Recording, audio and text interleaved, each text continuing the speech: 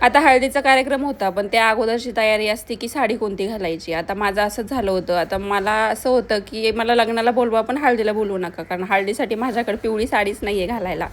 पण हळदीला तर जायचं होतं, म्हणून मग मी ना सासूबाईंची साडी शोधत होते. त्यांची एक साडी अशी आहे की त्याच्यावरचं ब्लाऊज मी शिवलेलं आहे माझ्यासाठी. कारण त्यांना ते शिवायचं नव्हतं. मग मी त्याच्यावर मस्तपैकी घरीच आरीवर्क बनवलं होतं असं काहीसं.